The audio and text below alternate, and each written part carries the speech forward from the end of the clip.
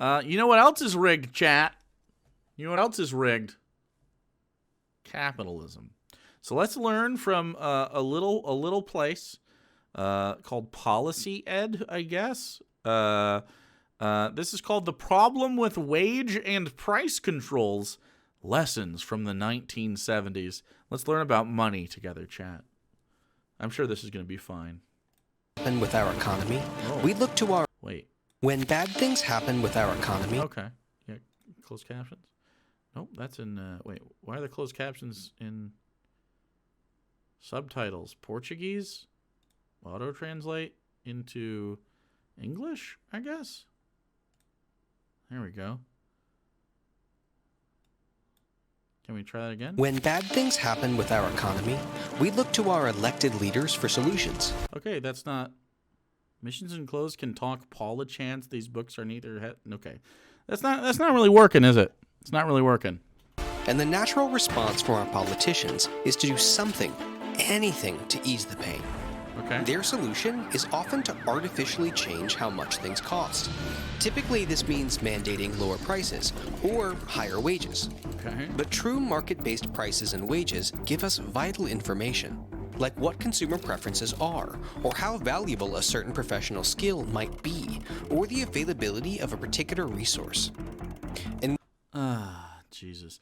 Okay, so the value of someone's labor is not accurately determined by the market, right? Because the argument is obviously, maybe I'll leave this up so you can help look at it, I guess. I don't know if this helps or not. Maybe it's too busy. Let's go back. Let's go back to me.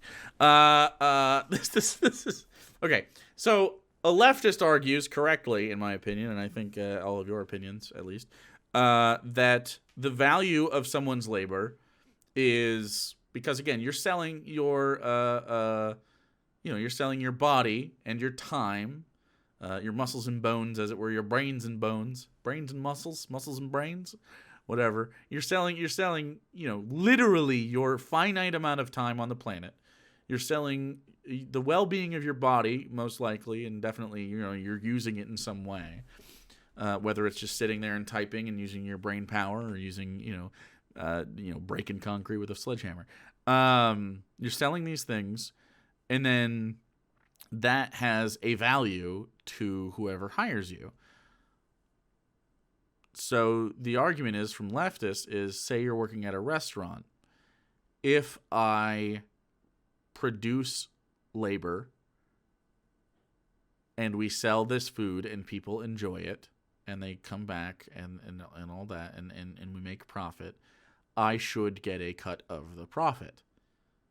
Outside of just wage, right? It's co-op. It's knowing that you are actively trying to work to increase your own wages, which helps everybody else. I mean, can you think of a healthier way to approach like work? Imagine if at McDonald's you got a cut of every positive transaction. Do you know how much better service you'd get at a McDonald's if they got a cut every single time they sold some fries, right? Because it'd be like, oh well, I mean, they would be more likely to upsell, which is the thing they always try to push at. Like, think about this: in any sort of place you've ever been in that's selling like retail or food, you're always being told to like upsell. Oh, tell them to buy this, tell them to get that. Well, zero capitalism, of course, would be healthier, but that's not really what we're asking, is it? What we're asking is, if they want to do a capitalism, leftists still have a better option there, too. Right? We don't have to go with, well, actually, if it wasn't that. That's not important or interesting or reasonable to talk about. Capitalism exists right now. You can't uncapitalism overnight.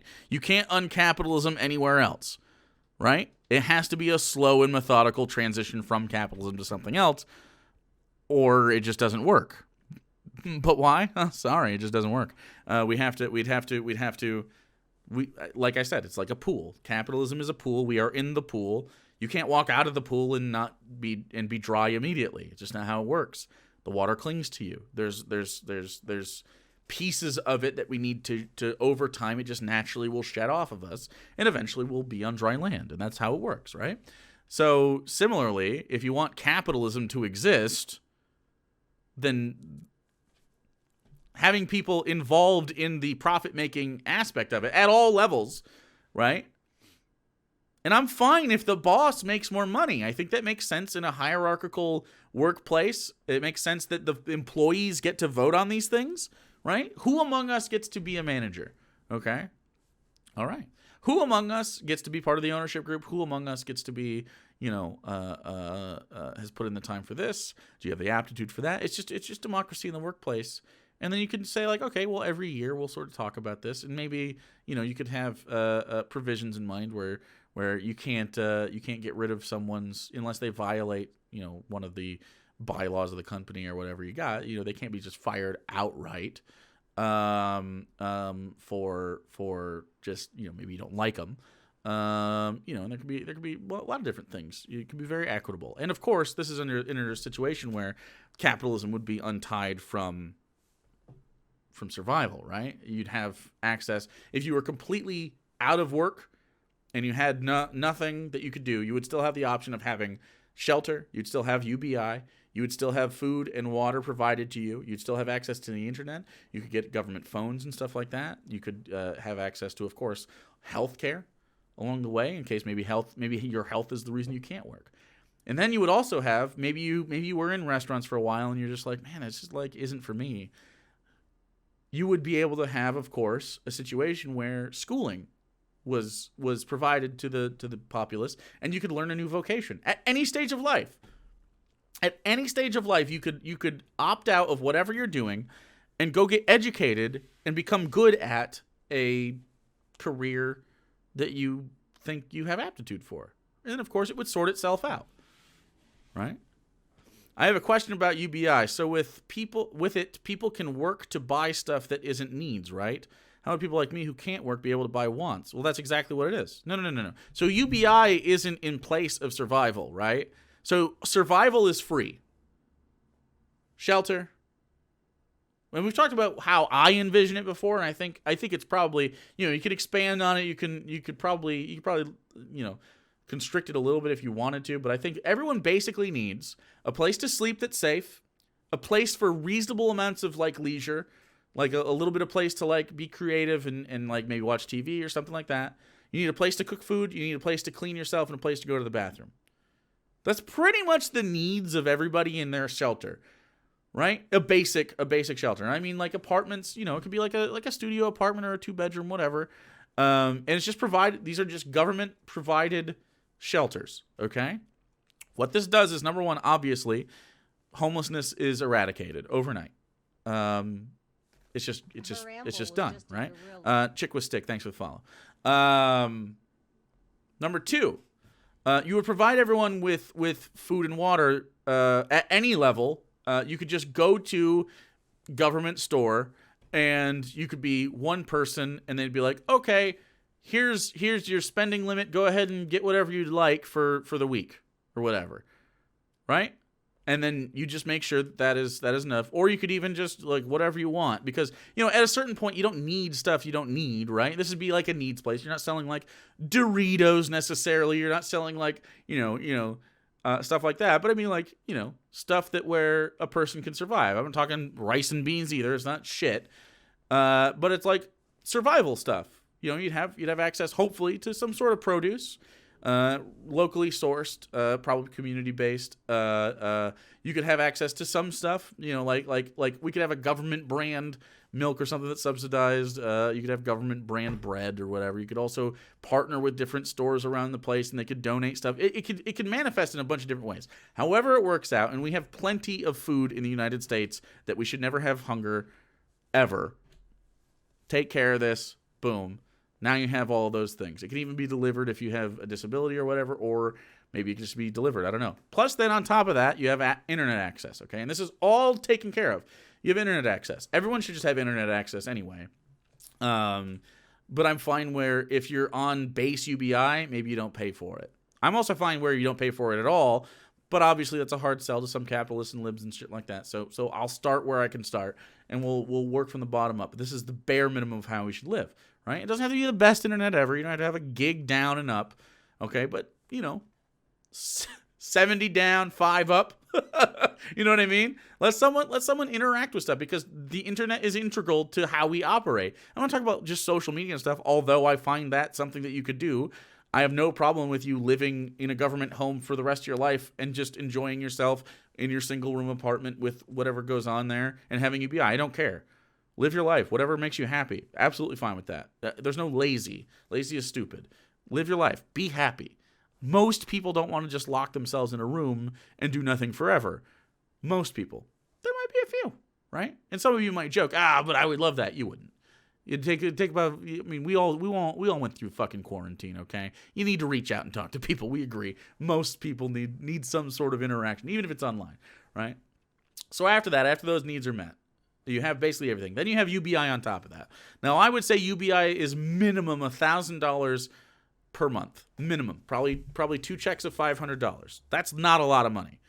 Minimum, though. So UBI allows you to get once, right, in that situation. So you're more than happy or more than able to go get whatever wants you need. Now you can go get the Doritos. Now you can go get PlayStations, and you can do stuff.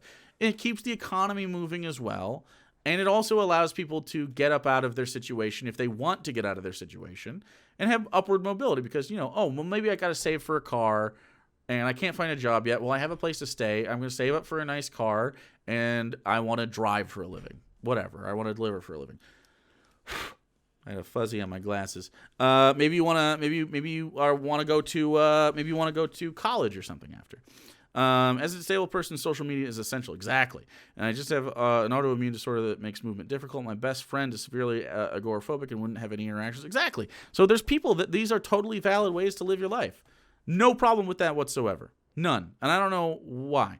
This makes way more sense than other UBI models I've seen. Thank you so much. Yeah, exactly. So this is just all it would take. There's always a choice. If this society is bad, why so many folks still immigrating? We just said that. Trump card media. Like, that is so fun. Like, come on, bro. Like, come on, dude.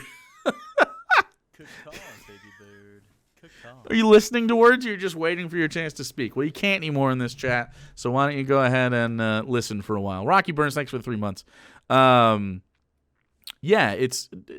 Don't fucking DM me, Trump card media. You got timed out because you don't shut the fuck up. By my mods, not by me, dude. Fucking DMing my ass. Look at his dumb ass. Jesus fucking Christ, dude. You're so fucking insecure, dude. Why don't you just sit there and wait for daddy to talk, okay? I'm daddy, by the way. You're welcome. Like, bringing up bullshit like that. So basically, the idea here is, if you are a person that exists in the United States, you should have a quality of life irrespective of your status within the marketplace, within the workplace. There's just no situation in which your quality of life should be fucked up because you're not employed by a certain employer or anything like that. It's just ridiculous. See my question, Jake? No, I didn't. Did you ask a question? Did you ask one? What kind of housing would be affordable for anyone living on basic income? That's the thing. Housing would be just given. Basic housing would be a given. If you wanted to upgrade to something, I'm sure there would be a lot of affordable places. Thanks for the raid, bud. That's a big raid. Appreciate the raid. We're just talking about right now. We are talking about disconnecting capital from survival, which is, I'm sure, something that you have talked about in the past. Making sure that irrespective of your status within the workplace, you would of course be able to survive no matter what. Appreciate you, Central Committee. Go ahead and follow Central Committee for day streams. I don't normally stream in the daytime, but I've been doing a little bit more often. Thank you for following. I'm going to turn off the thing because it lasts too long for a second. Where is that? Where'd that go? The alert box. Alert box. We're also watching this. We're also watching this stupid video on market-based pricing. And so they're basically saying like the market will decide your price. You know what I mean? That's not ideal. That's not. What would the monthly amount be for basic income? So UBI, I think minimum should start at $1,000 for an adult. I just said this, so you must have popped in after that. So UBI basically minimum $1,000 American everybody. I mean, and that's like, again, that's something that would probably be adjusted. But the all-knowing market, yeah, exactly.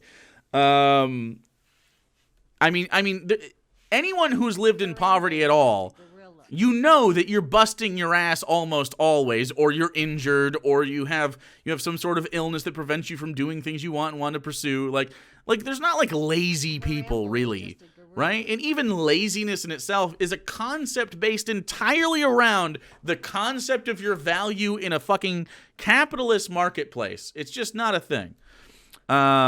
Wait, you mean UBI or an income going out to anyone making under a certain... No, UBI for anyone. Every person gets UBI. After that, you can get employed at some place. No, $1,000 monthly minimum, and I would say $500 every 2 weeks minimum. And again, this is in a situation. A lot of you are coming in after, so this is a situation in which housing, food and water, education, internet access is all provided for you by the government minimum. You basically, that's the lowest bar you can do. Homelessness is eradicated, unless you opt into homelessness, which is your choice, which I don't think many people would, but, it's up to you where you want to live. I have no problem with how you want to live your life, basically. That's the whole thing, right? So government housing is a fallback that we can all fall on, or we can use that as primary residence if that's what we want to do. And we were saying like a place to, basically people need out of your shelter, you need a place to sleep, and this is all safely, place to sleep, a place to cook, a place to go to the bathroom, a place to wash yourself, and a place to spend a little leisure time and be comfortable. That's pretty much what we need. And of course, a place to keep your shit. And then if that's just safe, if we have all of that, and then you have internet access, you have access to food and water, we're really good to go on our basic. Your survival should not be dictated by your status within any marketplace. Then on top of that, once your survival needs are met, we add UBI to the mix. Now, UBI gets you wants, not needs, wants, because we are far past the point of quality of life where we live in the world that we should be worrying about survival. If we're the greatest country in the world, let's fucking be the greatest, okay? Let's be the greatest then. The minimum you can make in a year is UBI. That's the minimum. Everybody, okay? And we could start that at whatever age we seem necessary. I feel like the 2 years leading up to graduation, like once you graduate sophomore in high school, or you get your GED, whichever comes first, right? Pretty much those two things. And then if there's situations, maybe even beyond that, where the GED isn't, maybe you can add 18 as well. You can. Whether you're a sophomore in high school, you get your GED, or you turn 18, one of these three things are met, and you become eligible for UBI. And that's because I don't think you want to be giving 3-year-olds fucking $12,000, right? But also don't think that, I think that it's nice to have a little bit of a nest egg leading into college. And then, of course, college itself would be provided for by the government. There's no reason that we could subsidize these just fine. We could make sure that these are provided for. That way, no matter the level of income that your family has, because a 16-year-old kid, 17-year-old kid going towards college, they have no say in the funds that their parents have access to that would lead them down a path towards a specific education, right? There's some lucky people that get best rain I've heard from banana in a while. It's corn. Look at the emotes. Your future prospects are kind of literally dictated in this country by the previous generation's wealth, the familial wealth that you come from. Now, there's lucky situations, or there's situations where like you get a sports thing, maybe you're particularly brilliant or whatever, but most people don't have access to these things, and you can't pursue being a certain thing. They say you can be whatever you want to be, but can you? I don't know. There's a lot of people that I think would otherwise be doctors or equivalent in our society that have never had access to that kind of schooling due to the immense loans that they would have to get, due to the fact that maybe they didn't have a stable house growing up, and it affected their GPA in high school, and they weren't able to, they had to work part-time, and it just if you had to work in high school, that affects your homework, and that it affects your ability to output, at a high level towards your education. I mean, we've all dealt with these things. So like, a lot of that's dictated on your familial wealth, and that's not you. That's not bootstraps. Again, this is just better capitalism, dude. We can't get away from capitalism overnight, so let's make it better as we transition out of it. And that's the point. Well, that's the point. So I think you're all caught up on that rant. Thank you, Dark Wolf, for following. Thank you, Brew Balls, and thank you all the other people that followed. I appreciate you. Yeah.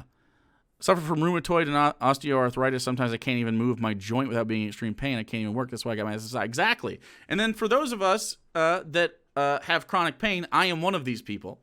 My ankles, I was born with my ankles that were turned in like this, and then they had to break my ankles, cut my Achilles tendons, cut the tendons on the top of my feet, and reconstruct them when I was like a baby. In my whole life, I've had chronic pain in both feet. Specifically my ankles.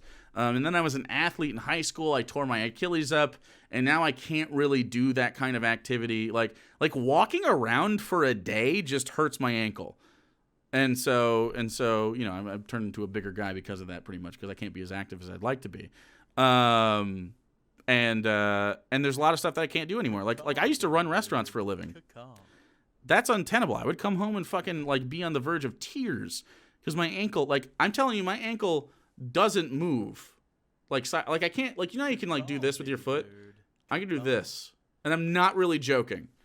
It's pretty close to just, immobile. Unless, my weight can push on it and, moving, the walking motion bends and flexes my shit. But I can't, do it by myself. It's really fucked. Quiet one. Thanks one to Melanie and Buttered Hubter. Thanks for the 2 months, dude. Anyway, let's keep going on this video. I think you're all caught up now. I walk for a living when my feet hurt. It drives you up the wall. Absolutely. Yeah. When the government artificially manipulates these conditions, even with the best intentions, it often makes things worse, not better. In the early 1970s, the U.S. economy faced severe inflation. Okay, so we're getting into some Reaganomics. People demanded action. So in August 1971, Congress gave President Nixon the power to freeze wages little tricky dick action and prices to try to halt inflation. Initially, these controls seemed to work, but before long, inflation came roaring back. Because prices were frozen, consumers could buy more for less. So a thing that we do, and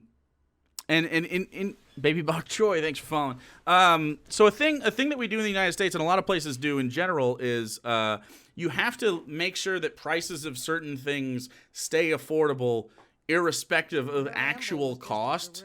And one of the main things is, and I'm sure you've heard this before if you pay attention to any sort of thing like this. Casual Snark, thanks for following. The price of bread. The price of gasoline is probably another one of these things that specifically we do in America as well. But the price of bread, kind of in eggs, milk, stuff like that, kind of judges how you're doing, right? There's other stuff. Cheeses help, yeah. Chicken, basics like that. But the price of bread is kind of like the bar, right? And so America has decided to, because the price of living has gone up, but the price of bread has to stay roughly the same, you subsidize the farmers that do that thing. So if you like corn, for instance, part of the channel here, corn subsidies are nuts. And for good reason, because the farmers that make the corn and grow the corn, you don't want the consumer to have to pay the amount that the farmer needs to survive. You want to keep the price low so that everyone can have not just kernels of corn, but all the things that happen with corn. Corn syrup, obviously. There's some plastics made. There's fuels made with corn. There's lots of shit made with corn. Just tons of stuff. Grim Odor, thanks for following, dude. And so the government subsidizes these things so that the profit of the farmer goes up without the consumer having to buy these things. Now, this is this is not how free market works, right? And it's a controlled market, but it operates really well under this version of capitalism because prices of food would skyrocket without it. Skyrocket. I mean, I don't know what the actual math is on it now, but it'd be much more for a slice of bread per person, and we would just immediately, because wages haven't gone up. If wages go up, you can adjust those on the other side of that and not have to subsidize things. But who are the people that pay the wages, right? Well, those are people that don't want to pay wages, because capitalism does not say pay everyone a high wage. Capitalism says maximize profit. So if you're maximizing profit, you can't maximize wage earnings from workers, because those run in opposition to one another. Mental Farmer, thanks for following. Which is why we're saying if you just have democracy in the workplace, think about the service that you would get. Think about the service that you would get from we just used the example of McDonald's right before you guys showed up. The example of McDonald's, right? Where we're talking about, we want $15 minimum wage for what we consider low skill workers. Bossy Cal, thanks for following. And I used to work at McDonald's. It's not low skill. It's extremely high skill, extremely high effort. But you're selling McDonald's to people. It's just looked down upon, right?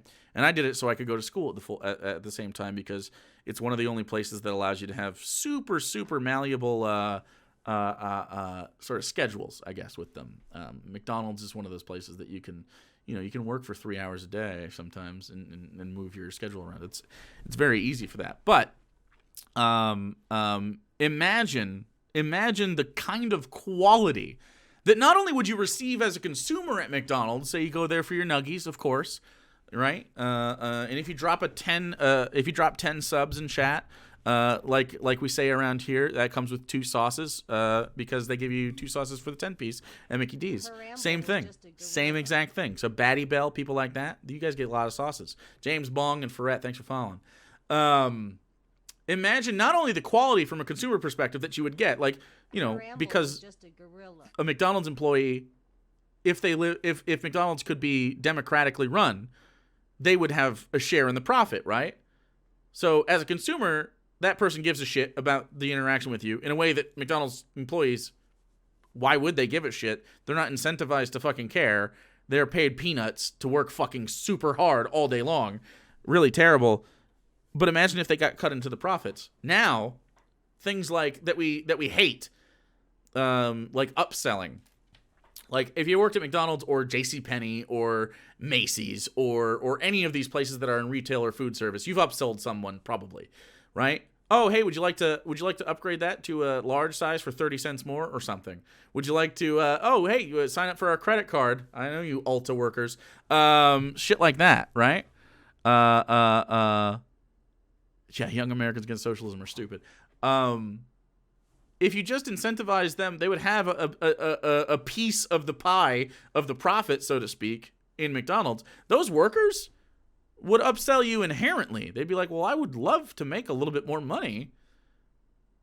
And that's good for everybody because they care about the upsell. They'll be like, hey, this is good. You could also in insofar as extracting capital from someone else is good, but I just mean, we're used to that as a society right now. It's not that big a deal. It already happens. What if it didn't happen cynically? What if it happened holistically? What if it happened in a way that benefited the actual worker standing in front of you, right? That sounds way better. The people in the kitchen are working harder. Everyone's keeping cleaner. Everyone's happier because they go home and they can afford stuff.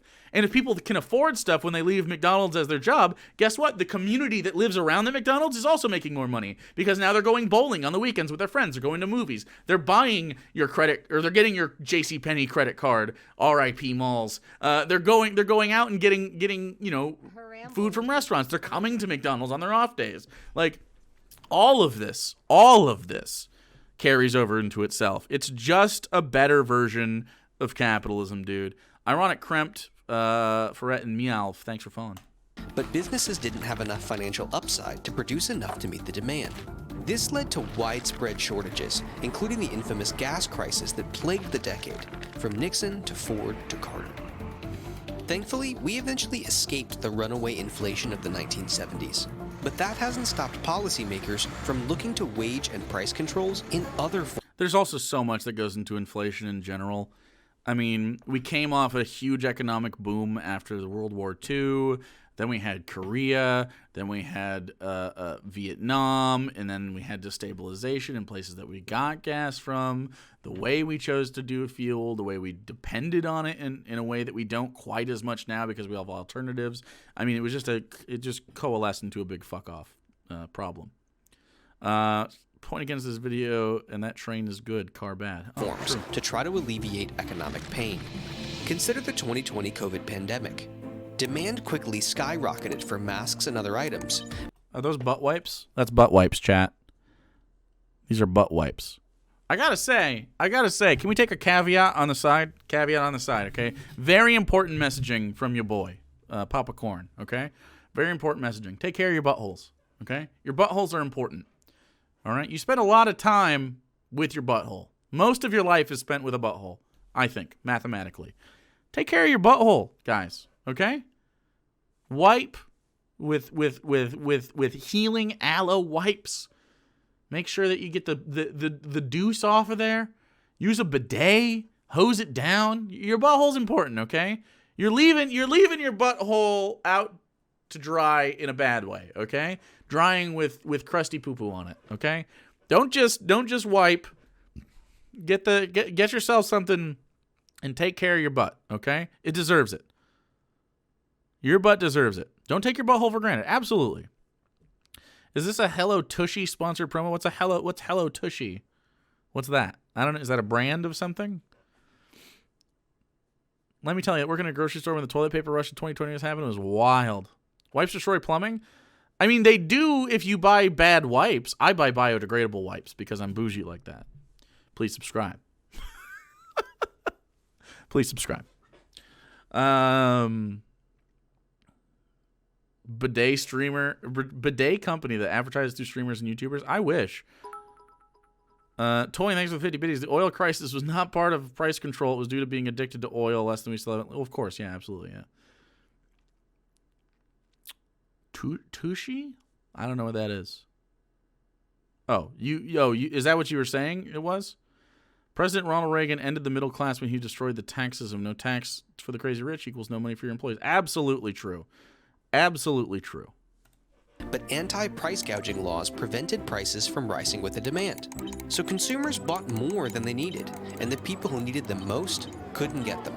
That's not true. What? Okay. It wasn't because of anti-price gouging. Like, what? It wasn't because of anti-price gouging. How could you have possibly... You can't allow people to fucking scalp toilet paper. What do you mean? Oh, I'm sorry. People that needed it weren't allowed to get it. Okay, so the price of a pack of toilet paper goes up to $100 due to high demand. The people that need it still can't fucking get it, dude. What are you talking about? How has that changed? Wipes go in the garbage, flush paper. Well, again, you guys got to buy better wipes. You guys got to buy biodegradable toilet-safe wipes, guys. I buy plant-based wipes. I'm just tossing that out there. I don't live in an apartment, so maybe that's the difference. Flushable wipes equal fake? What are you talking about? No one Google Fatberg. How are even... You mean all biodegradable wipes are just not things? How?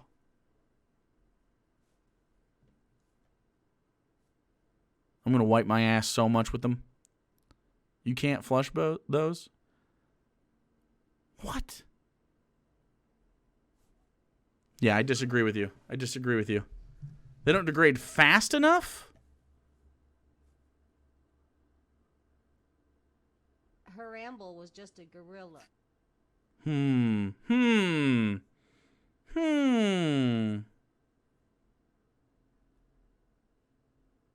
All of them do? Her ramble was just a gorilla. So I know that some of them do, but how can it be like all of them? Well, I don't even know how to look that up, right? I don't even know how it could be all of them. Is there a construction? Hold on. Is there like a constructed difference in them besides being wet? They don't dissolve. So is it the dissolving in water? They need to break apart in water. Well, I know they're thicker, but I mean, like, is that different than like layering a bunch of fucking toilet paper? They have to be toilet paper. Essentially, they have to be toilet paper. I don't know. Are there? I don't even know I don't know. Let me. Well, I'm gonna get biased information. Her amble was just a gorilla.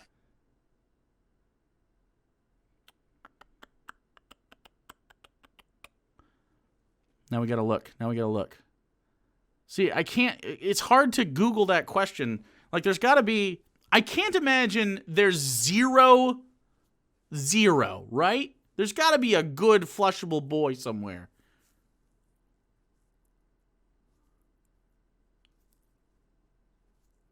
Has no one invented this? Let's invent it, chat. Corn-based. Invent the butt cob. Because I know, like, some of them say flushable.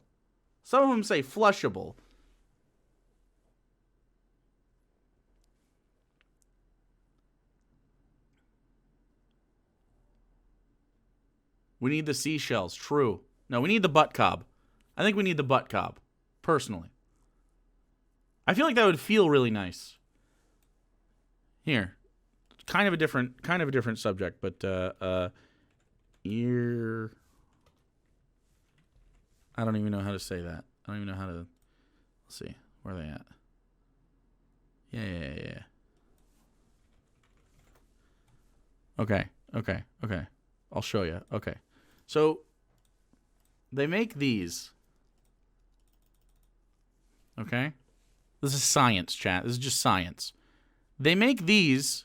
These are Clinier brand, like, earwax things. They have, like, a little scoop for your earwax, and this thing, like, itches your ear hole. These are not flushable, by the way. Don't do that. But what if you had one of these for your cob hole? Huh? Cob hole itcher? Just tossing that out there. By the way, these are fucking addicting. You should get them. They're great. Please stop showing me this. Wait, why? What are you talking about? Stop showing you what? They're really, really good. They clean the shit out of your ears, dude. And they also just feel great. Right? The little scoop thing, you can get that, and then it just itches the inside of your ear and feels really nice. Yeah, you don't stick them in really deep, though. And then so the hunt for the elusive true flushable wipe begins. RX Ari up. Thanks for the 100 biddies, dude. No, you should put this in you. It's really, really good. But think about it for your cob hole. Huh? Think about how clean we'd be. You're just stigmatizing and clean buttholes, chat. That's what I think. I think you need to learn. You need to get woke on clean buttholes. All right? We need a cob cleaner. It's call it a butt snake, like those snakes that you stick down the toilets. Wipe with tortillas? Those are biodegradable. That's actually true. If you wipe with tortillas, chat, I'm assuming flour tortillas. I feel like the corn ones would break up on you. Not the hard corn, even the soft corn shells. I feel like that would break up on you. You mean dildo? No. It's not for pleasure, okay? This is only business. Look, I put my finger straight through the Cottonelle wet wipes. If it doesn't degrade fast enough, I don't know what the fuck does. Wow, that's true. Wow. Okay, so you put it out there that you poke your butthole often. You gotta use fresh corn tortillas. They're not as crumbly. Well, the fresh corn tortillas are hot. I'd rather be eating those than wiping with them. Wait. Putting shit in your ears. Wait, no. Hold on. Don't use the butt cob for the ear. That is not what the butt cob is for. The steam helps. True. No. No, these are different tools. These are different tools, chat. Come on, guys. Come on. Stick with me here. These are for your ears, and then you'd have a bigger one. You'd have a bigger one for your cob hole. They probably look like, I don't know. These look pretty normal. Yeah. Calm down. Butt cob needs to be bigger so people can't put them in there. Well, of course, yeah. Yeah, you'd have it. It'd be bigger. You wouldn't even be able to get that in there. Yeah. Too clean is a thing? Well, I mean, don't get addicted to the butt cob then. You know what I mean? Everyone knows you have to use the butt cob responsibly, all right? You need to take care of your butts a little bit better, and I'm just letting you know that this is just, and this, frankly, is reusable. It just pops right out, the ribs of it, clean you out, and then you just wash it off, and you don't have to worry about any biodegradable anything. It's already shit. It's just shit. There's nothing else that goes down there. Sophie Droid, thanks for the 3 months. Yeah, the ribs. The cob ribs. Yeah. Where do you store it? I don't know. Figure it out. Wherever you want to keep it. First, we got to teach you that flushable wipes are a lie. Now we got to teach you not to stick stuff in your ears. Wait, no. You can stick stuff in your ears. You just can't smash it down. You just can't. I don't think you guys are understanding how to use these. I don't think you guys understand how to use these, okay? You don't go deep. You don't go balls deep into your own fucking skull with these things, okay? There's just the edges. You got to keep your ears clean. You got to keep your ears clean. The outsides of them and the mid-level. You can't go super deep. And, you can't just be waxy out here. Y'all waxy, I think. Y'all got waxy ear holes. You got to clean your ears a little bit, okay? You can't go balls deep into your skull for that. Yeah.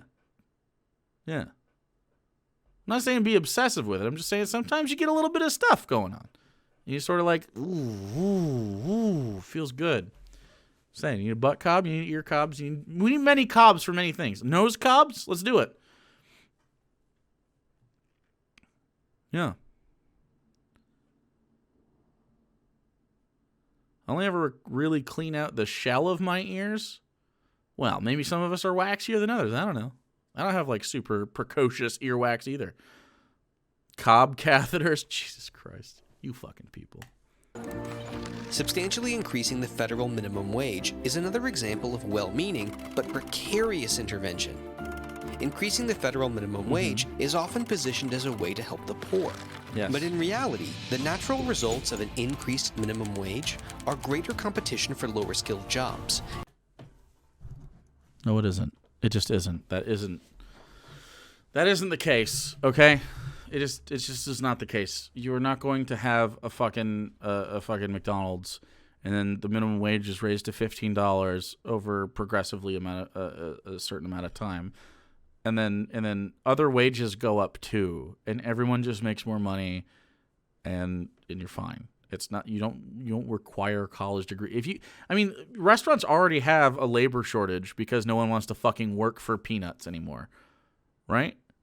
Like literally, there's a labor shortage in McDonald's and other places like that. They don't have enough people to work there because they can find another job that is less shitty that pays the same. Ramble was just a gorilla. Why work for $2 an hour as a server? Exactly. It's being shit. So if you paired a fair wage, you'd have labor, and you would take that labor however you could get it at the minimum, which would be 15. This is.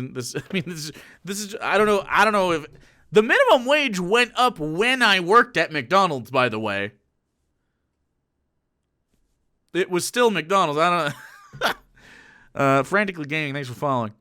Like it went up to what, $7.50 or whatever the fuck it was. And greater incentives for businesses to innovate and automate themselves into less reliance on higher labor costs. The lessons learned from wage and price controls are every bit as relevant today as they were in the 1970s. This is so dumb. Policy interventions that artificially change wages and prices consistently lead to detrimental shortages, job loss. What you just said artificial? You just said artificial changing of prices and wages. Yet you are also for, specifically, artificially raising the price of toilet paper because people wanted it. What? That's not how is that not artificial when you're thinking about it? You're not trying to make like some profit. You're trying to make a ridiculous profit because people are freaking out about COVID. I think they had to stay in their house for a year, which they did. So stupid, dude. Prismatic Fairy, thanks so much for the 4 months, dude. Appreciate you. TP Crisis 2020. Frantically Gaming, did I say thank you? Appreciate you. and other economic hardships. This is so stupid. Yeah, I think that's the end of the video. Yeah. Anyway, capitalism did lead to innovation during that, by the way. Butt cubs. Thanks, capitalism. Appreciate it. Anyone who thinks that companies aren't squeezing every dollar they can to include increasing automation for greater profit is either a liar or an idiot. Yeah, absolutely. Like they're like, oh, what do you want? Like, you want McDonald's to make $15? They're just gonna automate it. It's like they already are, and they still need labor, and they have a labor shortage. They literally, like, when's the last time you went to a McDonald's inside? Period. When's the last time you went to a McDonald's inside and that you interacted with a person to order your food? Because they have the little kiosks at a lot of locations. You don't need to. And that's awesome.